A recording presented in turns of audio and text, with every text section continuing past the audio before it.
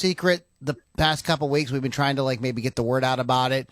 There is a link in the video in the description where you can, if you like what we're talking about and you want to join, you want to get in on it. It's not a place for self promotion though, guys. It's a place to get great information, exchange ideas, ask questions. Right now we've been working with Melissa Morehouse. She has she's what would you call that? Like honing her brand, Joe? You know what I mean? Just kind of like, kind of trying to tweak it and make sure it's really, getting to she's talking to the right audience, which is a really important thing to do. So you can look at our discussion with her as an example of what goes on there. But it's not like, download my latest CD, go to my latest online show, blah, blah, blah, blah. If you want to talk about this, we could talk about it, but it isn't a place to self-promote in that way. Okay, we have Facebook going, we have YouTube, we have all the things going. I'm going to go ahead and start the talk. Today's talk is going to be about teaching. So it's going to be interesting. I have this is something that, something that's near and dear to my heart. So, and Joe, being a, he's being part of the mastermind and everything, has gotten the teaching bug too over the years, giving, mentoring and coaching as well. Teaching, coaching, same thing. So this is a cool topic and we're excited to talk to you guys about it. So here we go. All right, everybody, welcome back to the Loudini Rock and Roll Circus Musicians Mastermind. Stop leaving money on the table and start your music teaching business today. Okay. Many musicians don't realize that people will pay them to teach them what they know. Teaching music is fun and it's wildly rewarding. And I'm not just talking about financially. Teaching is a great way to establish yourself as an expert in your field, build lasting, mutually beneficial relationships, and grow your fan base. On today's podcast, we will demonstrate that you have all the tools that you need to start building your teaching business today. Just a little bit of background. I was a full-time guitar teacher for several years in the late 90s. This was pre-streaming or anything. The internet was just a kind of like, email. Some of you guys are old enough to remember things like news groups, things like that. So that was what was going on at the time. So it wasn't really a platform for the internet. Was not a platform for teaching. So I was old school. I taught at various different music stores. And even during the grunge era when, maybe people were poo-pooing a little bit of the, flashy lead guitar playing and stuff, people wanted to learn to play guitar. Of people of all ages, kids, adults, everything in between, retirees. I had a wide variety, male and female, gay and straight. I had a wide variety of students over the years. And some of these folks I am still in touch with. We still talk to each other. We still help each other out, try to support each other, throw each other gigs and things like that. So it was one of the absolute best experiences of my life. So we are now getting ready to launch an online teaching program many years later. And the reason, and I'm just going to give you guys a real quick, one of the reasons why I left the teaching, one of the reasons, but not the only reason, but one of the reasons was I felt like I was hitting a wall. I did not know how to get more students. I was at the mercy of the places I was teaching at. They were giving me the students. I did not know what to do. This was way before I knew anything about marketing or anything like that. I had no idea how to do it. So I was frustrated. I felt like I'd hit a wall. So that was one of the reasons why I had walked away from it. But now that I know what I know about marketing, that doesn't have to happen, and you can grow and grow and grow and grow and grow. I interviewed, if you want to go back and listen to the old podcast, go back and search on Podbean for my interview with Lauren Bateman, multiple six-figure earner as a music teacher, voice and guitar teacher, multiple six-figure earner. it's absolutely doable. And I will give you guys at the end of the show. At the end of the talk, I will give you a reference of somebody that you can talk to. Has way more experience than me. In fact, a lot of these ideas we're going to share I got from this guy. This is a guy whose mentoring group I was into a long time, but he's the king of teaching people how to teach and how to grow that business. At some point we'll be doing that, or we'll be working with you guys on that directly, right, Joe? We'll be our own experts. But I have to give credit where credit is due, in the spirit of camaraderie and free exchange of ideas. People that I have worked with and helped me. It's not right for me to take credit for other people's ideas. We don't do that here. So these days, though, nothing is an original thought. You learn from multiple people through multiple experiences throughout life to become the expert in what you're doing. So I'm sure, Lou, that between that gentleman and other coaches you've had along the way, if you combine all those different experiences, your approach will be different than any of them. You may be regurgitating some of the information, but just remember, every one of us has something unique to give, and there's a reason why people find us when they do. Okay, and that brings me to my very first point. You're like psychic or something. Or I think maybe we've just been doing this a long time. We're getting to know each other a bit. That is my very first point, because one of the things that holds people back from jumping into teaching is they feel like, but I don't know. Like, I just play guitar. Like, I don't have anything to say. I don't have anything to teach you. Absolutely do. Because even if you are only a few years into playing, a lot of you guys haven't been playing that long, but you're doing things like you're writing songs and releasing albums.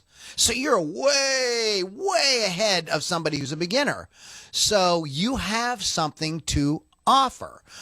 Even if you only know how to play a certain genre of music proficiently, but all I know is country. All I know is classic rock. I hear people say this all the time, and don't let that hold you back, because you still are ahead of those that don't know anything. There's always going to be an audience for you. And you do, as Joe said, you are going to bring a unique perspective. And I think, too, the sooner you get into teaching, the sooner you start to figure out kind of what your teaching style is going to be and what's going to kind of be your brand and what's going to kind of make you unique. The guy who is the rock star in the music teaching world is Tom Hess. I was referring to him at the beginning of the podcast. Go and check out his website. You can just Google Tom Hess guitar, Tom Hess music teaching, whatever. But he has a certain approach. And that approach, a lot of people like, but that approach also turns other people off. He's a kind of like heavy metal Tony Robbins, but like kick you in the ass, curses, things like that. That's not for, I understand it's not for, and he knows that's not for everybody. That's his niche. That's his brand, okay? You're going to have your own way of doing it. So the sooner you get into teaching, the more money you're going to make. B, the more you're going to more quickly you'll develop your brand. So don't let that hold you back, that you only do this. You've only been playing all the time. If you're making music and you can do something proficiently on your instrument, then you have something to share with folks to help them that they don't know how to do. I mean, Joe, you've run into that as a coach as well with marketing and things, haven't you?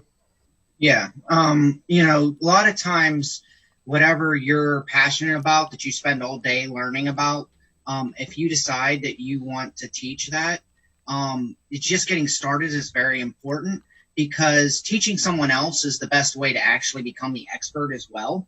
Because, first you learn it, then you do it, then you teach it. And as you teach it, it hones your skills. Because reteaching someone else actually makes you see things in a different way. I wrote that down. Teaching makes you a better musician. I am bolding and italicizing that. Very important. One of the reasons why I never grew so fast as a musician until somebody threw me into the fire with about 25 guitar students. I had only really been playing a couple of years, and my guitar teacher knew the folks that owned this music store, and the guy who was teaching he was moving or something like that, had to give up his students. And Tony was like, you need to go down there, and you can tell them to call me. They know me. I will recommend you get in there and start teaching.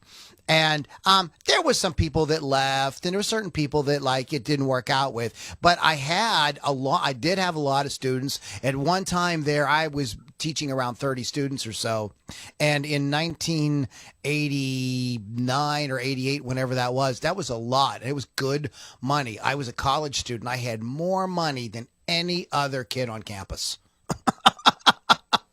I mean, I was like, I could go out to eat all the time. Now, you know what I mean? I didn't really, because college was paying for everything. So I really wasn't paying bills per se, but I bought gear. I went out to eat with my friends.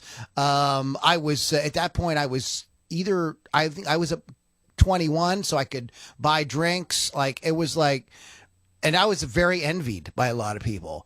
So it's so the money thing, of course, but let me get off that for a minute. But in terms of making you a better musician, I became such a great guitar player very, very quickly. When you were sitting in a room with people 4 or 5 hours a day and you've got your guitar in your hand, you are going to get better. Even without trying, you're going to get a lot better. I became a great sight reader. I became much better, like technically on my instrument. It was one of the biggest growth periods I ever had as a musician.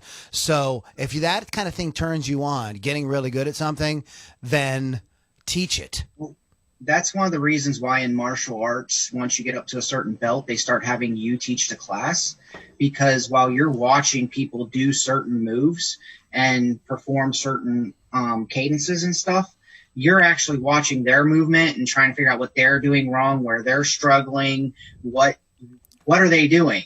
Yeah. That it's just not developing for them the way it did for you. And then you realize, hey, wait, I didn't even realize I was doing this, or I didn't realize that this would help me more if I just opened my leg up by placing my foot in a 90-degree angle before I kicked.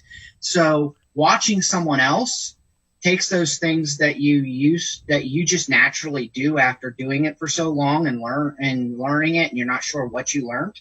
It helps you point those things out, and then you specifically start using those things more planned and more structured in what you're doing without not even thinking about it. Absolutely. There's multiple benefits to it. Just get started. Mm-hmm. In terms of getting started, I'm going to give my thoughts on actually getting started, and Joe, you chime in as well. What I would do in the in the second decade of the 21st century, post-pandemic, I would start with giving small tastes of what you can teach people on social media. That's what I would do. So, social media is not just about arguing about politics. It's not just about talking about what you had for dinner or whatever like that. You could actually use it for something constructive. And this helps to establish you in a very low pressure situation. You pop on the camera or whatever and give a little 5-minute, hey, try this on the guitar, or hey, here's how I slap bass, or hey, here's a vocal trick that I learned that makes hitting the pitches like a lot easier. Small little things like that to give people, it starts to establish you that you know what the hell you're talking about. Also, if you can do this, I recommend at least once a week. I would say even better if you can do it several times a week. If you can do it every day, even better. We'll create a little catalog, if you will, or a little backlog of things that when somebody wants to sign up for your course, maybe you can show them to get them started. So you've got this video recorded of you giving these small tastes of things, establishes you an expert for the people to see it. And when you start to maybe advertise for your teaching or whatever, now you've got tons of things that you can show people. And usually because of social media, there'll be social proof. There'll be people giving you the thumbs up. There'll be people saying, oh, cool, I didn't know that. There will be people calling you an asshole. When I first started on social media, it was, there's one in every crowd, right, Joe? That has to they want to show that they know more than the teacher. But you don't do this arrogantly. It's very friendly, low pressure. Hey, check this out. You ever have trouble doing such and such? You ever have trouble getting from string to string with the pick? Well, check this thing out. Try doing it like this. Blump, blump, blump, blump, blump. Here it is. Hey, thanks a lot. If you have some questions, here's my email or something like that. Just to kind of get people to know what, just to start to establish that. And then once you get a little comfortable with that, I would start putting something in place where they can reach out to you for lessons. So maybe at the end of the thing you say, if you'd like to know more, right, Joe? If you do, Carrie and I have this joke from the movie Starship Troopers.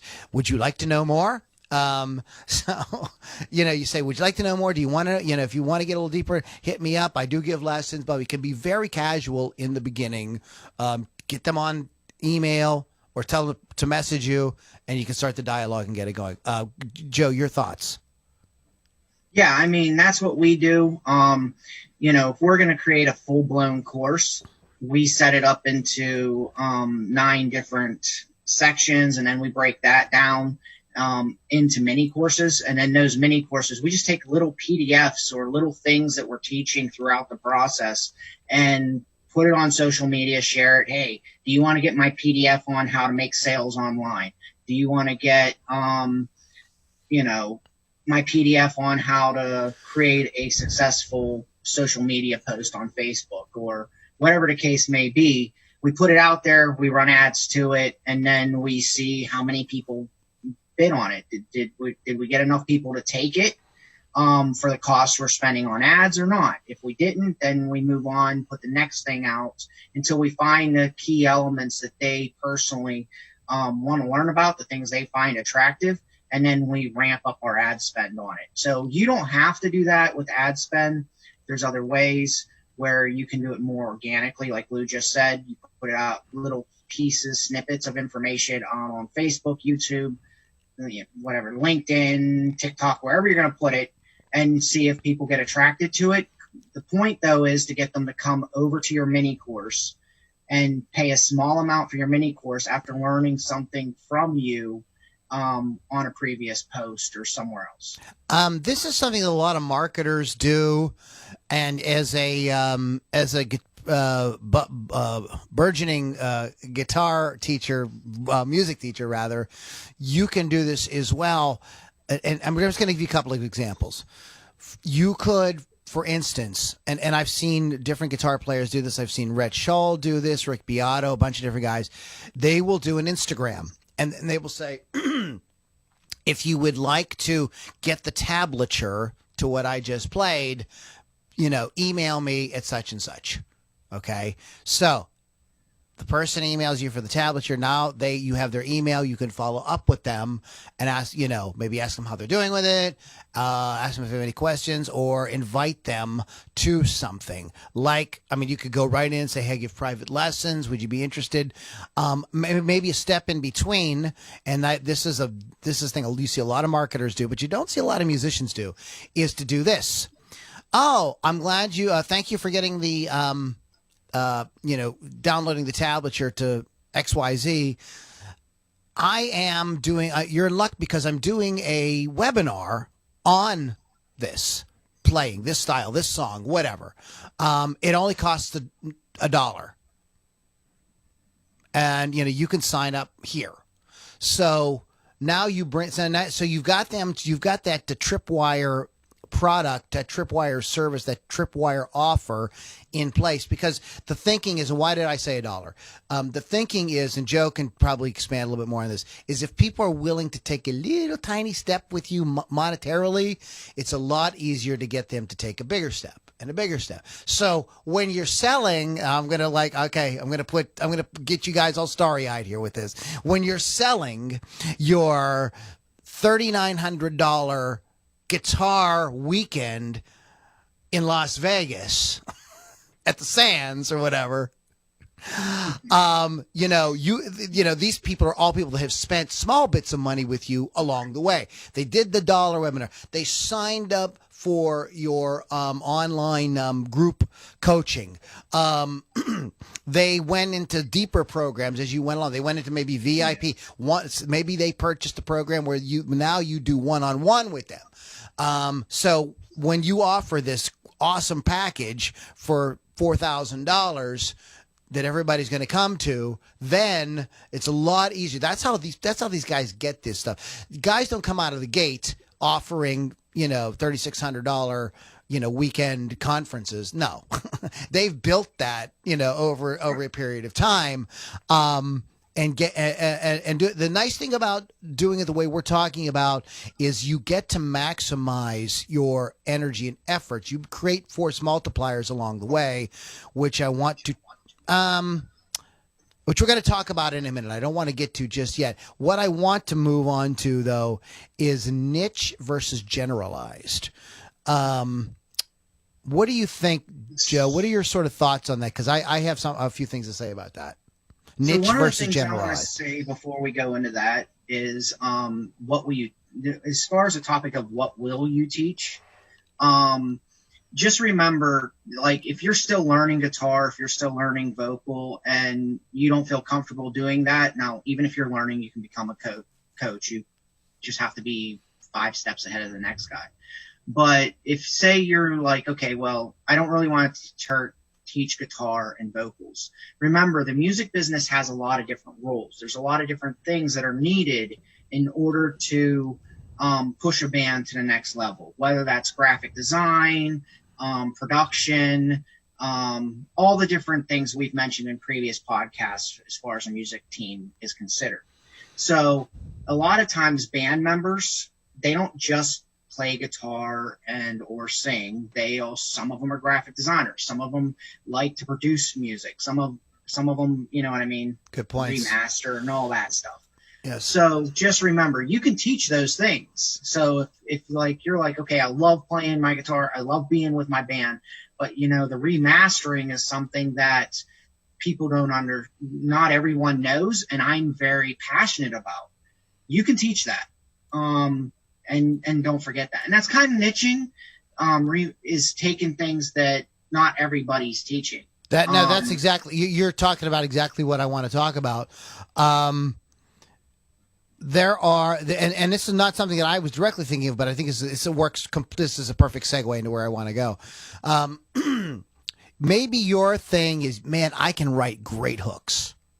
And I think I could work with people to help them create great hooks in their songs so that, like, I could help them take their songwriting up a couple notches. Maybe, like Joe said, maybe you are, man, you know what? I got pretty good at doing mastering. I could do a course on mastering, or I'm a really good mixing engineer, or I know how to get a drum sound like nobody, multiple drum sounds. I'm like really good at that. I can take canned drums and make the greatest drummer in the world think that is a real drummer playing. So you may have other skills that, especially with musicians producing music on their own, they figured out a lot of stuff because there's so many of us doing that. There's a lot of stuff that got figured out. So these are niche things, but in terms of like teaching an instrument or teaching to sing or something like that, one way is to do guitar lessons. Okay, cool. Voice lessons. Cool. All right. How about this? I can teach you how about this? Sing like Freddie Mercury. Okay, now wait a minute. Now you got my attention. Really? You could teach me to sing like Freddie Mercury? Couple things happen with that. First of all, you are able to, in a totally legitimate way, without ripping anybody off or doing any, this is total white hat, as they say in marketing. You are able to piggyback off of his name. You're able to use the Freddie Mercury name, Queen, Freddie Mercury name, in a totally legitimate way, because you are going to teach people how to sing like Freddie Mercury. Okay? So when people are searching Freddie Mercury, all of a sudden you're able to kind of show up in those searches and in those places. And it is super niche. People love Freddie Mercury. Maybe they don't know what good singing is, but they know Freddie Mercury is awesome. I'm just using Freddie Mercury as an example. Right. Sing like Bono. You could do the same thing. What's better, guitar lessons or learn to play like Stevie Ray Vaughan? I want to learn to play like Stevie Ray Vaughan. You're actually putting both these examples here. I just realized this. We're putting the end result in the marketing. Right. We're putting, there's no question what this is all about, so. And also you might say, well, but what about beginners, or what about this, or what about, am I not limiting myself? Here's a couple things you need to understand about niching. I never can say that right. Is you can command more money, first of all, when you niche, number one. Number two, you can have multiple niches. So you're a guitar player who's played a lot of styles over the years. So learn to play like Stevie Ray Vaughan is your first course. Your second course is learn to play like Eddie Van Halen. Your third course is learn to play like Joe Satriani. Because you can do all those guys, and you're good at that. You love all those players, and you want to teach that. So now you're built. You have the wider bucket, but no, you don't have the wider bucket. You've got multiple buckets in the stream, as opposed to just trying to catch everybody with one bucket. Also, you'll drive yourself a lot less crazier when you just teach generalized guitar lessons. For example, and I will give you my own example, is you get students. You could be teaching a very beginner 1 minute, then you could have a guy bringing in a Steve Vai song the next lesson, okay? And it can be really nerve-wracking.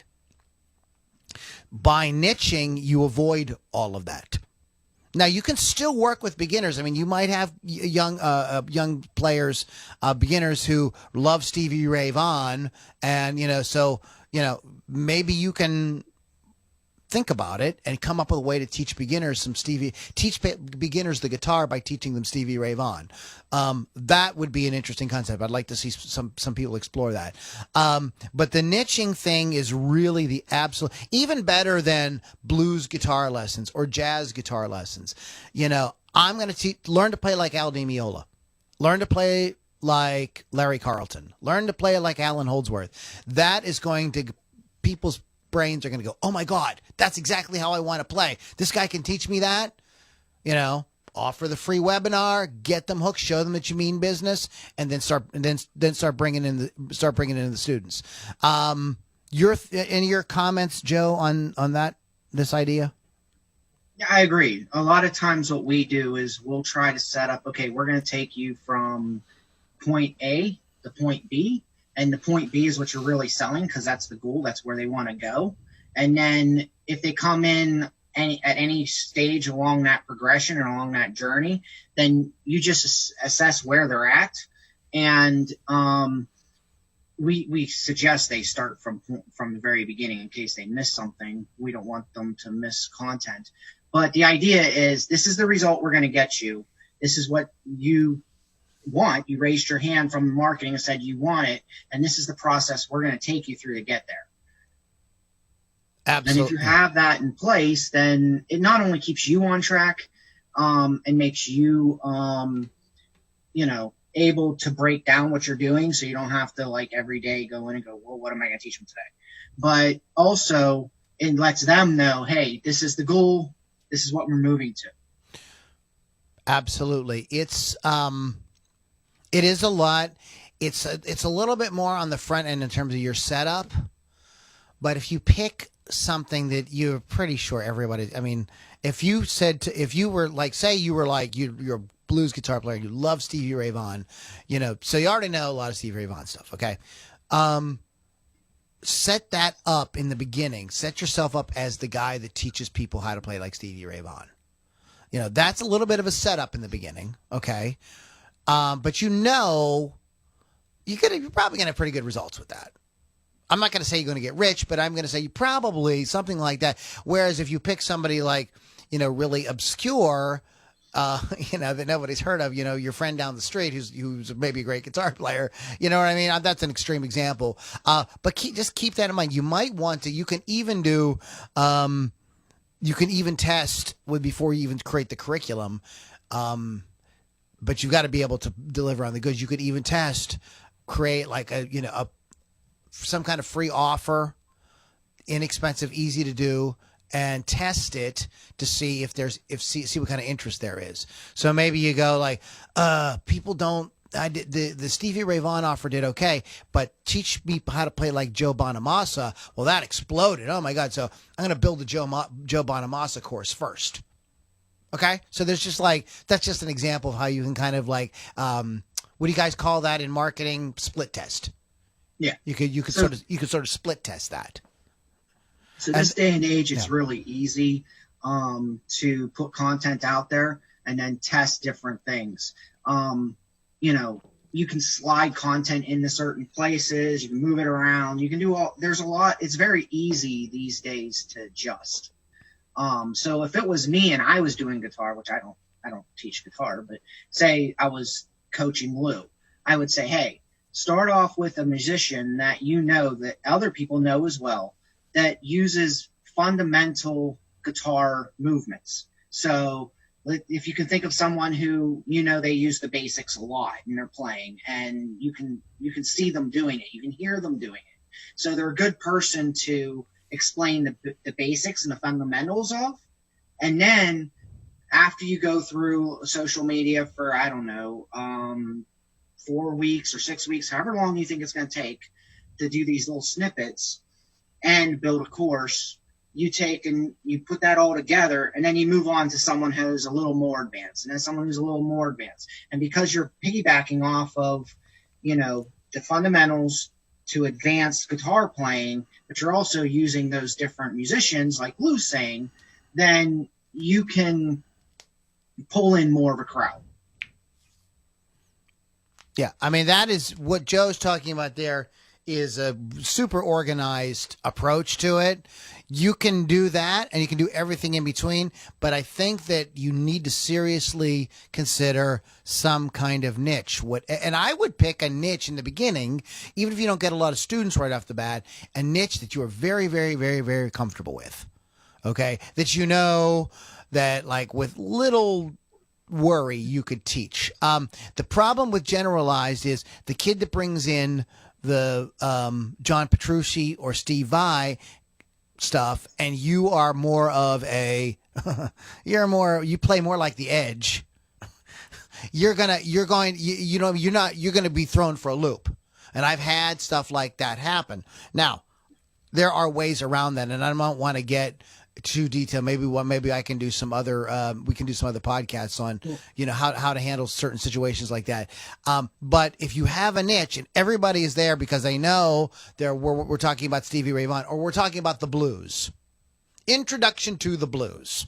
That could become natural though, because like a buddy of mine, when I was growing up, I used to go over his house and just hang out. All he did all the time was sit there and played his guitar, and he played Metallica every night, every day, for the entire time I knew him. An obvious course of action for him to create a course would be that he would teach Metallica. He'd teach the songs that he knows, that he learned, that he perfected over time. Yeah. So that might be a good start starting point. What I want to tell you also to do, and the next point here, so niche. Somehow, some way, think about it, play around with it. I want you to niche some way. It can be a little more general. It can be like blues guitar. Maybe it's super specific. Learn, the riffs of Metallica the right way. And that's easy to market. You could cut very short, few-minute videos playing the riff, playing fast, playing slow, and then tell people sign up for my webinar. It's only $1. You know what I mean? And then build the class. There's, but something like that there's more work up front, because maybe you need to brush up on your Metallica, or you need to brush up on your Pantera, or whatever you're going to do. And have something kind of like laid out as to how you're going to handle it. But you're going to be met with less of these challenges. The next thing I had on my list was record everything. We'll get to that after this. I think we're going to the other point that I have is challenge yourself, but not too fast. You want to expand over time. And I think Joe was kind of getting into this with what he was talking about. So you create, so maybe what you do, so let's just get back to, the blues thing. So maybe you have this, you have a few different buckets. You have a generalized introduction to the blues. Maybe it's a very short course, right? Maybe it is 5 weeks and they're done. From there, you can play like Stevie Ray Vaughan, play like Joe Bonamassa, play like Gary Clark Jr., play like, and then you could expand it. You could get more advanced. Play like Robin Ford, play like Eric Johnson, guys like that who are way more advanced. So guys are maybe coming right out of the introduction to blues. It gives you an opportunity to say, I think that the Buddy Guy course is probably really good for you because you just graduated learning to play the blues, the intro to the blues, and Buddy he's the next level, it's the next challenging thing. And then somebody goes through that and say, I think that the Stevie Ray Vaughan course is really where we need to be. And then the Joe Bonamassa course, of course, is the one that comes after that, etc. So you can build slowly these things, and before you, I'm not going to say before you know, I hate before you know it, and I hate all you have to do, because things all take work. We're not sitting here going, oh, this is so easy. All you got to do is, these take time to create. I'm going to show you how to create them though, and like multitask. I'm going to show you that. We're going to talk about that next. But so you can challenge yourself over time. So this is one of the things I did enjoy about lessons. The thing I just got done saying was nerve-wracking, but I also kind of enjoyed was when somebody brought something that I had no clue as what the hell it was. But I learned a lot of cool music, and my students were way more patient than I probably was with myself. If I could show them anything of it, they were happy. They didn't have to leave the lesson being able to play like some complicated Steve Vai thing. They wanted to kind of get if I could give them the general idea and kind of put them on the right path to it, very often that was totally, completely fine. So that isn't necessarily a bad thing, but just be aware, I think it's better if you can systematize that so that you're growing, they're growing, and you're building it. Go ahead, Joe. I think you want to say something.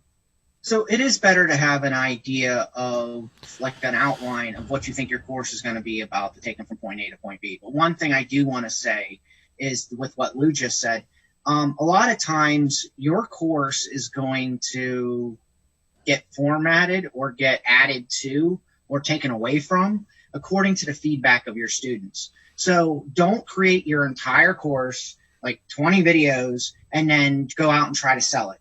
What you do is you create the first few, and then you go out, you sell it, you get some students in. You're going to continue creating those other videos as you go, but you're going to get feedback from your students, and those students are going to say, hey, I really want to learn this at this point, and you can massage that and let the course grow naturally with your students and get feedback that's going to be so valuable to not only the marketing and the results and keeping your students engaged, but to you as a teacher, to you as a musician.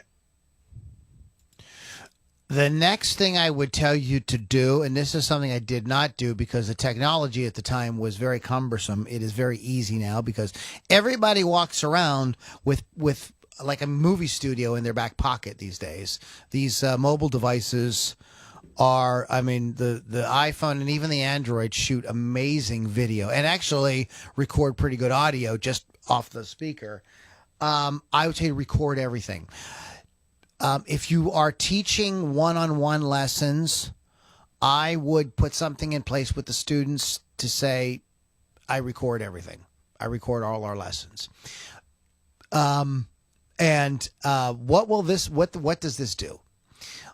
This gives you an enormous giant. I wish I had all my lessons recorded from all those years ago, because I would have massive material, massive content that I could package and create tons of courses.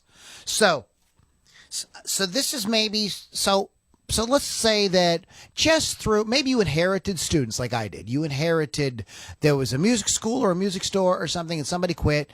They needed somebody, you stepped in and you filled in. So now you got a whole bunch of students and everybody's learning a bunch of different stuff. It wasn't organized as a niche or specific course. It was just like people taking guitar lessons. If you could get everybody to sign off on being recorded, most people will be like, sure, because everybody's recorded today. I mean, everybody's on YouTube, everybody's on Facebook and Twitter, and but you might have a few people like, oh, I don't know. But get it by having everything recorded and tagged.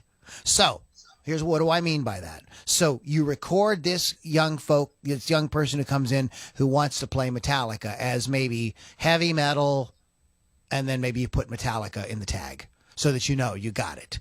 Okay, so over the years or over the time teaching, you might end up with 100 videos teaching people how to play Metallica. What do you think that's worth?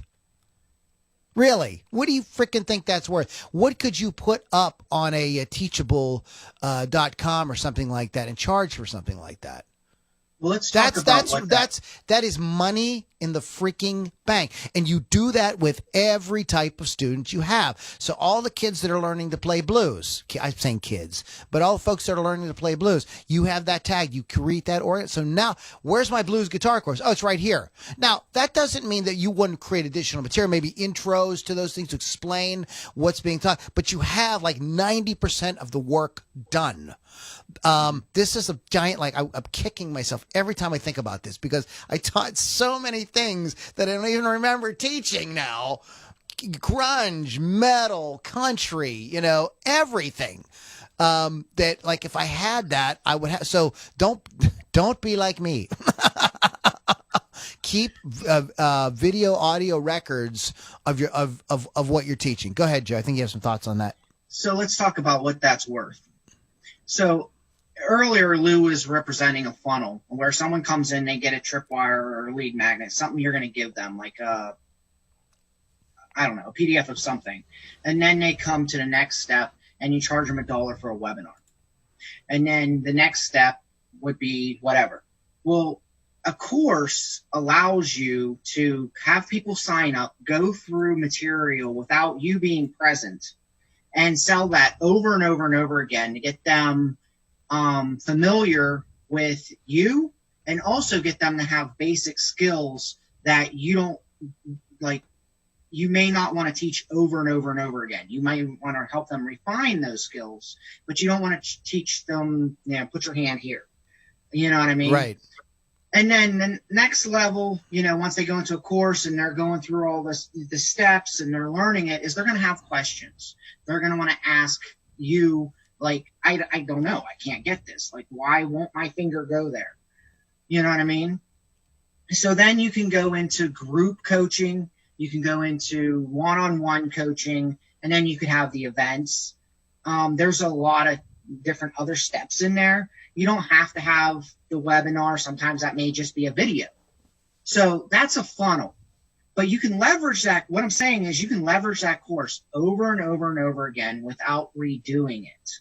So you do it once and you sell it over and over and over again, and you could be sleeping. You could be on the beach. You could be, you could actually be in one-on-one coaching with clients who moved the whole way through the process and now really are saying, I want to learn this, and they really need your attention.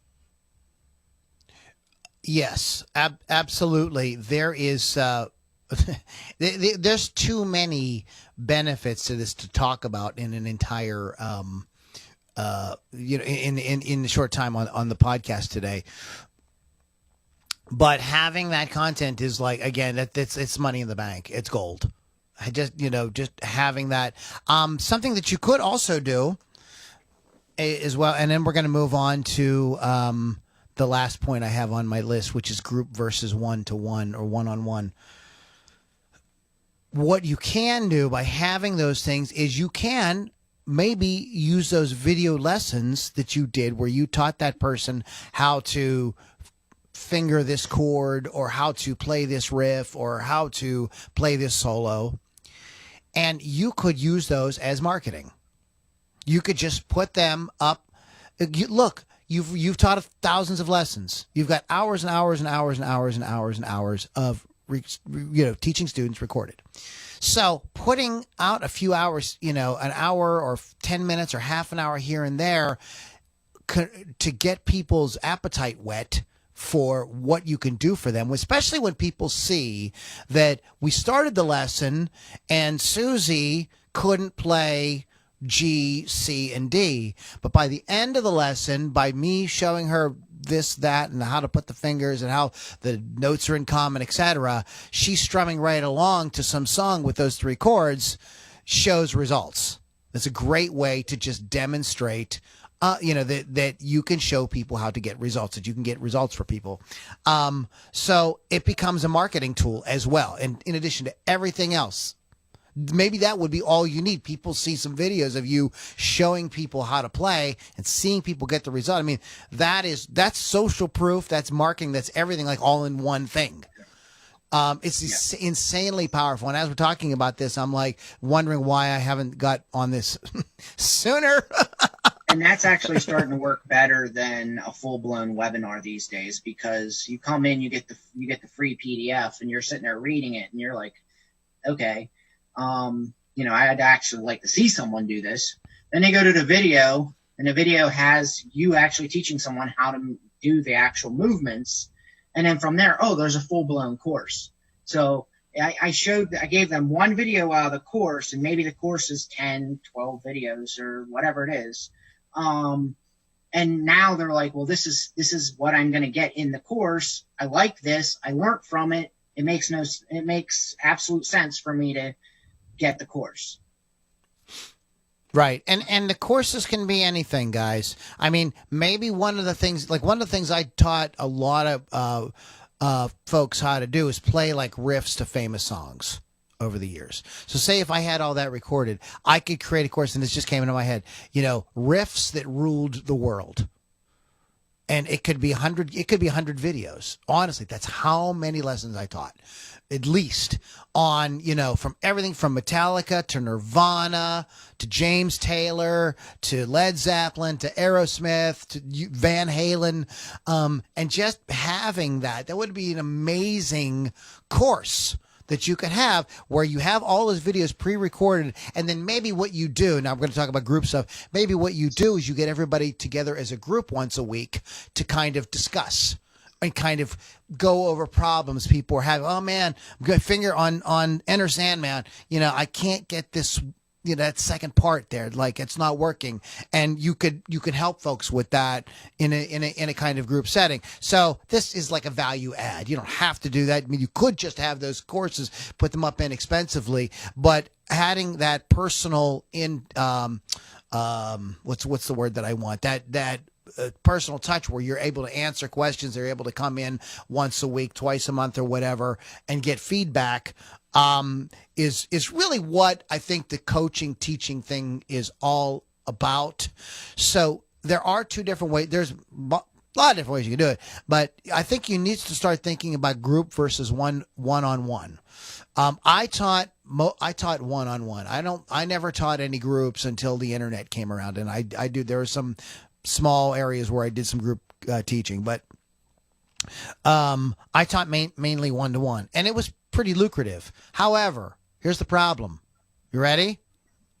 How many of there are you in the world? Just one. So what you end up doing is you end up exchanging time for dollars. That's what you end up. It becomes like it's the kind of business where you kind of created yourself a permanent job, right? You show up, they show up, you do the thing, you get paid, boom. And even if you are the most requested guitar teacher, voice teacher, bass teacher, whatever in the world, drum teacher, Keith would be yelling at me because I'm not talking about drummers. Even if you're the greatest in the world and you can charge $500 an hour, you're still capped at what you can make. And you still have to put that hour in with that student every week. So I think that you need to, as quickly as you can, maybe right out of the gate, even. I'm not telling you that you should wait on this. Consider teaching in groups. Consider it. And I have been a part of different group teaching programs, and it's not as chaotic as you might think, even online. I'm involved in my BNI group meets online. And the first week the first couple of weeks was a little chaotic, but everybody figured it out, and everybody's used to Zoom now. I mean, the whole world's on Zoom. So I don't think that it is that much of a leap. If you want to say something good came out of this pandemic, if for those of us that like to teach from our own homes via Zoom or something like that, I think you're like, this is it, man. This is your time. So you just have to figure out how you're going to do it, and you have to be careful.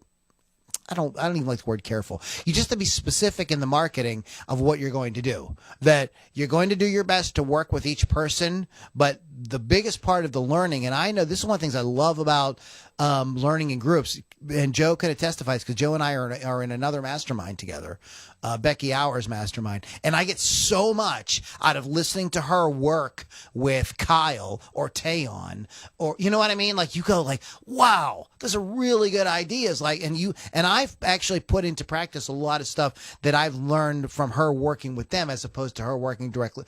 Not that what she tells me directly isn't good. It's great. But you know what I'm saying? So you can learn a lot. So you need to maybe put that in your description of what you're doing, that yes, you know, it's a group setting, but you're going to get a lot out of the fact that I might be working with somebody else. They're going to ask the question in a way that maybe you didn't think to ask. It's going to give you an insight maybe. We said in the beginning about how teaching makes you a better musician. This gives your students an opportunity to chime in and give their ideas. So it becomes a kind of round table situation as opposed to like a top down, you are the coach and they are listening type thing. Getting them interacting, getting them to talk to each other, right? We do this in Becky Hours Mastermind as well. It really kind of like, and it's really fun, isn't it? Aren't you sitting there thinking like when Tayon's talking or somebody, you're trying to think like, what can I say to help this guy? Like I want to come up with some nugget, and so you end up challenging yourself, and it makes you better. So this is why these are aspects of at first people might be group. No, I want one-on-one lessons, but I think if you can explain these other aspects of also, you end up creating relationships with the other folks in your group. I mean, Joe and I met in Becky Hours group, and now we work together. Right. And that is, I worked with Weston Lyon for many years because he was in that group, and I met him through the group, and I still love him. Sky Stover is my web guy my web girl for my brick and mortar business. So you end up creating relationships with these folks. When I was involved with the Tom Hess group, I played on several people's albums. I got like amazing opportunities out of it. So if you're going like, oh no, I don't want to teach in a group, because I hope that what I just shared with you kind of like shows you and gets you excited about teaching with groups. Joe. Yeah. So what's important here is a course gives you more time. So you create the course, you don't have to create it again. It introduces people to what you're teaching. They can go through it at their own pace, and it's more financially feasible for you, but it also has its benefits for your students. Okay. Same thing with a group. With a group, you get more people in there, so you have more people working with you at once. So it allows you to have a little bit more time, which helps you financially, but it also gives the students benefits because the students get to see what you're doing with the other students, get to see what they're bringing in. Well, Joe, or Lou, I can't do this. I can't figure this out. And so they have a question, Lou shows them, and then the other person is like, oh, okay, well, I didn't even notice I was doing that. Or, I could do that too, or I can use that in a different scenario. And then you move your way up into one-on-one, which is when you really want specific one-on-one attention. It costs more. The coach makes a little bit more on their time, but it also gives the student that like specific attention that they they want, they need. So each level has its reward to both coach and student. Absolutely. And what you could also do is offer. We're involved in a group coaching, mentoring, teaching situation to a Becky Hours group, and she offers a short monthly call that you could do. So that's something you could offer if you want to say, no, but I'm charging the more value you bring, the more you can charge. Right, Joe? So, Right. so if it's just, if all you're doing is saying, look, I taught guitar lessons for 30 years and I've got 10,000 lessons and I have them all organized and tagged according to genre, style, blah, blah, blah, blah. And it's super easy to search. And I'm going to put that up there for $99 a month. You know what I mean? Okay, you could do that. But if you want this, but maybe you want to make more than that. Maybe for like $3.99 a month, you could do a monthly or bi-weekly group call. And then for maybe $4.99 a month, you could include a 25-minute monthly one-to-one, one-on-one call. Do it on Zoom so the person can show you stuff, you know what I mean, and everything. You could talk with them. So this gives you so many options about how you could structure your business. And then we're not even getting into merchandise you can sell through this. Because if they trust you, this is something that I ran across, and I'm just going to kind of whet your appetite because we're running out of time. I didn't think we would talk an hour on this today, and we're talking an hour on it. But you can offer stuff. I can't tell you the times, guys, because I was teaching lessons and I sold them guitars, I sold them amps, I sold them effects pedals. At the time, tab books, sheet music, things like that, accessories.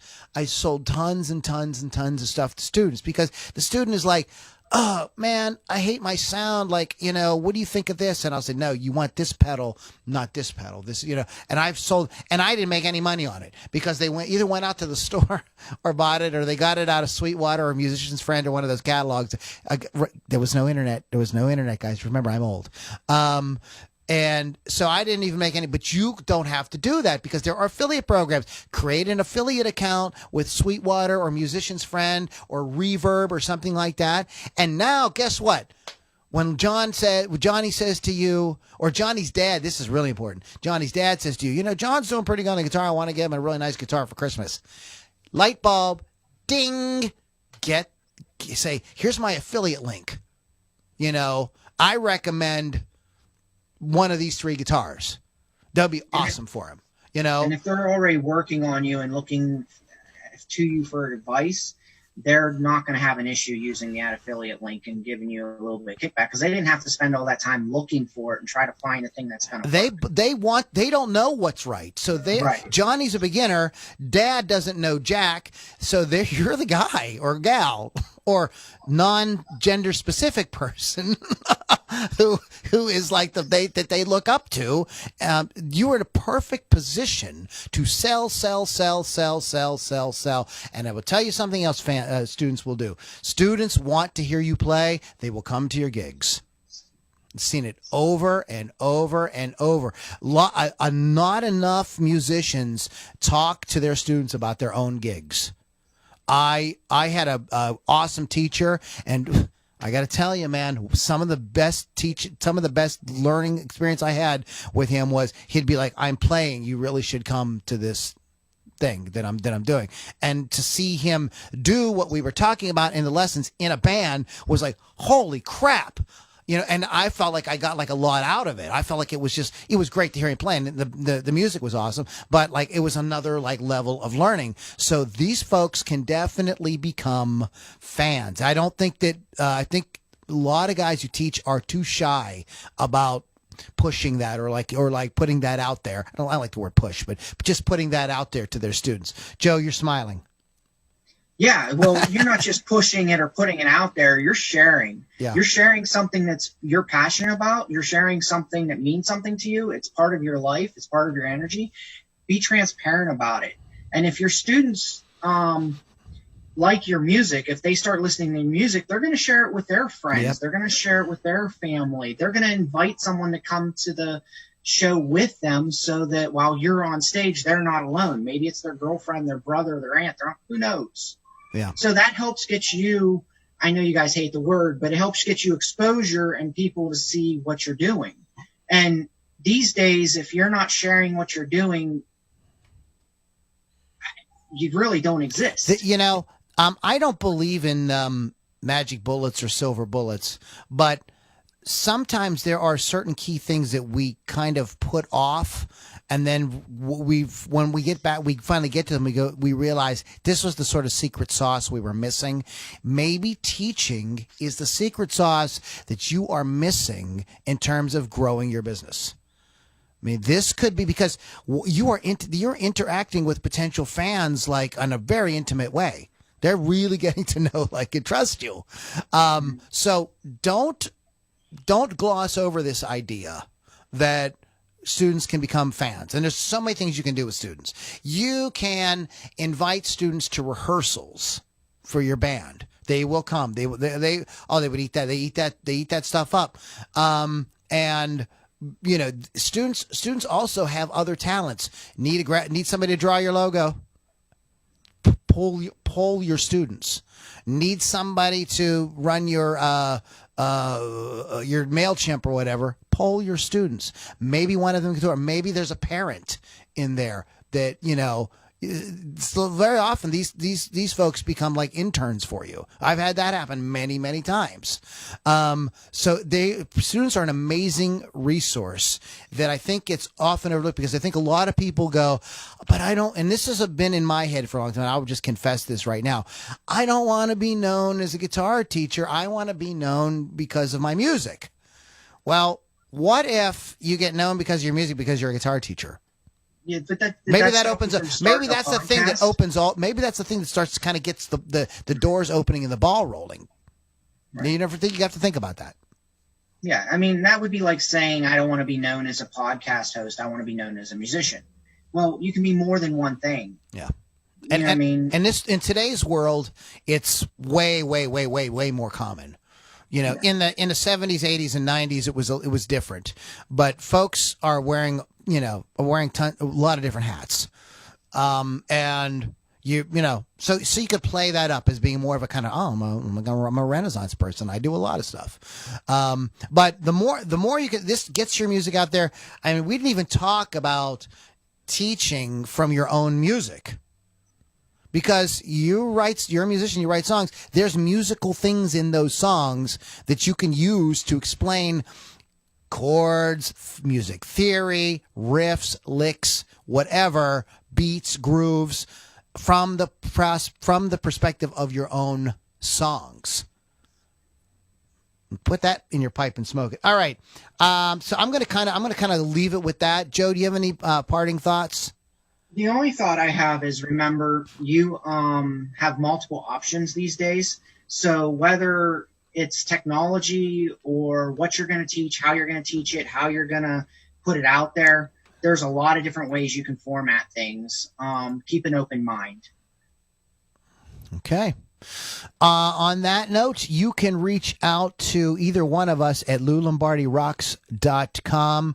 That will put you into a funnel, just so you know, so people aren't freaked out. That's going to open a little funnel in your Facebook Messenger, and it reveals all the information and all the stuff we have. And if you get into that and you need to ask Joe a specific question, then you can, Joe? He could just say, hey, I need to talk to Joe. Is that how they do that? Yeah, you say anything the bot doesn't recognize, it's going to ping me and Lou. But if you want one of us specifically, just mention us by name. Yeah, that's all you got to do. And Kerry was not able to make it today, but he will be back next week. Great talk today, guys. Get out and start teaching. I mean, even I don't know, man. I'm a little like I like to kind of jump in and figure it out as I go. And Joe made some great suggestions about like setting up the general course, get the first few lessons under, and then see like how the students react, and you can tweak as you go. That's going to make the whole thing better. You're going to be giving people the value that they really need, and it's going to make you sharper. Everything about this is a like win, like all the way around. So do it. Okay, guys, have a great week, and we'll catch you all on the next Ludini Rock and Roll Circus Musicians Mastermind. Okay, I thought that was a pretty cool discussion. Hey, not to toot my own horn, but I thought it was pretty good.